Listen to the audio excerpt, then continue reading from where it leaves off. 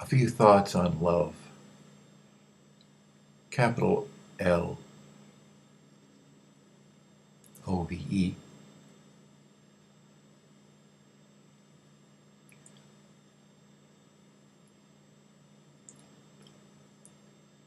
There are many different Webster definitions of love.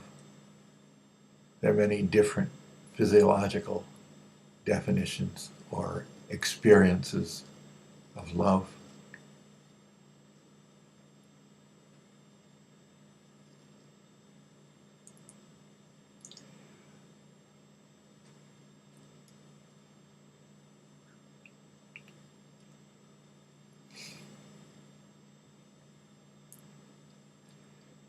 Love is essential. Love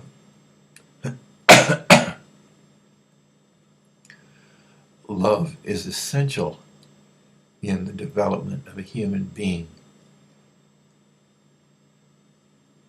in being well adjusted.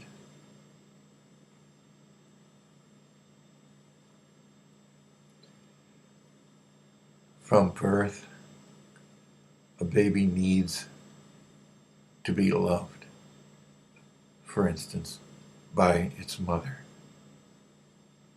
This is crucial. There are many words the mother will speak as she faces her baby, looks into his eyes. But what is love? Because the words could be played with a tape recorder. They have done experiments with monkeys where they, instead of a mother, they dressed up a dummy and with fur and everything, and they investigated what happened with the behavior of the monkeys, these babies. And it's kind of a terrible experiment, but they just weren't socially adjusted compared to their counterparts in the control group.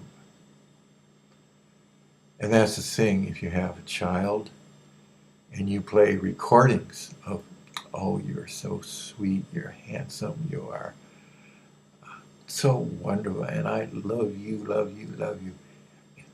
If you play that recording, you don't have to do the experiment. You know that isn't going to cut the mustard. That isn't going to work. The sound of a human voice might provide some solace to a young thing like that, a young baby, but it's not conveying love. So what is this quantity, love, that has to be given to the baby? Well, in the brain, if you know about the Schumann resonance, the brain has functions that generate brain waves in response to physiological conditions within the human, and alpha, theta, beta, etc. And they know that if they have a human being and they have a wave generator generating these very low frequencies, VLFs, say in a range of 14 hertz or so to maybe 40 hertz, down lower than 14 hertz, but they find that there's a sympathetic vibration of electromagnetic radiation generated within the human brain in response to this being done to them, to their brains. Well,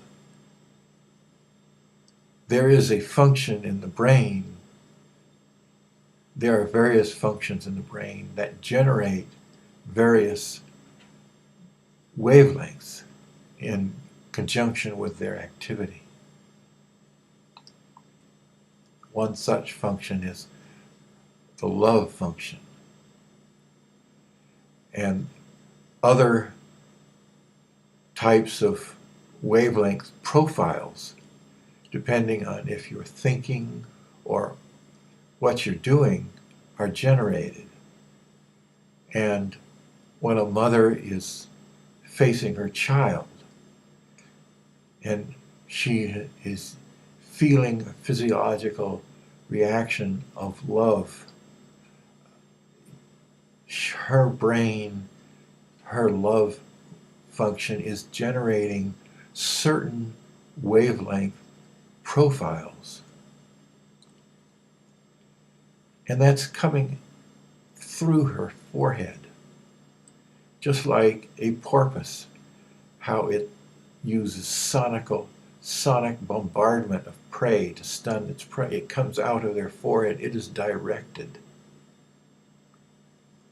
And that is why humans, when they hold babies recognize to look at a person's face. They don't look down at their feet. They want to look into the eyes for some type of recognition. And adults experience a similar inclination. This is the thing to do with a baby. Where does this natural inclination arise? Well, this is a moment that the love function, if it's a mother, is just as important as a mother's milk.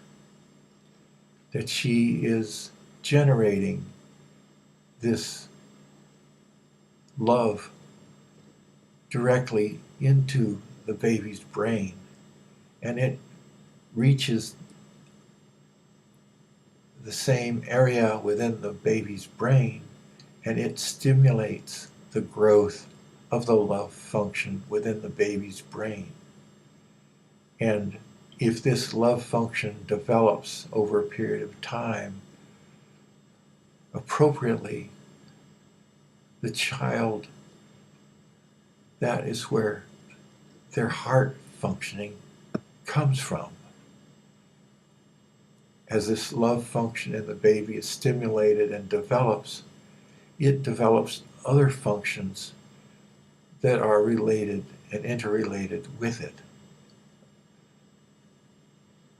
And this is one of the bases of being socially well-adjusted, and well-adjusted within oneself, of self-love, self-worth.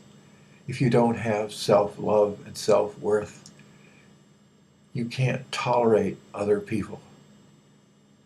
You don't have what you need to give them, and other people become bad associations because in comparison, your inadequacy and your loneliness, your lack of this hole in you becomes intolerable, and you don't want to be around people, and you don't want to do good things. In fact, you may want to do bad things to people.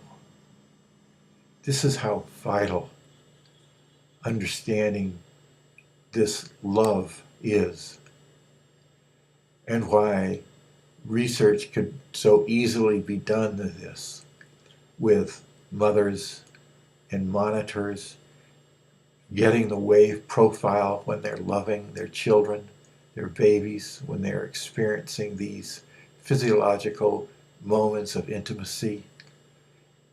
And so they would know, science could tell, because people know this intuitively. Mothers know this intuitively. Babies know what to do intuitively. They know where when they've got breast milk in their mouth.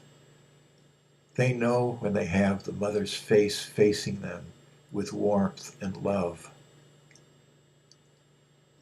But science research in this area could do so much to assist people who don't experience this. And things could be done to assist people who are damaged in this area of what kind of treatments could be done. And it's such a vast problem with people, with the population.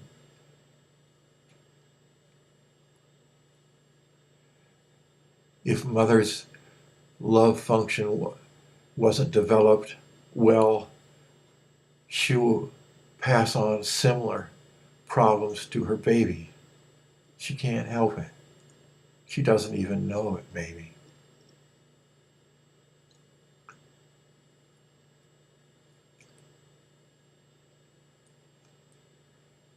So who can do something about this?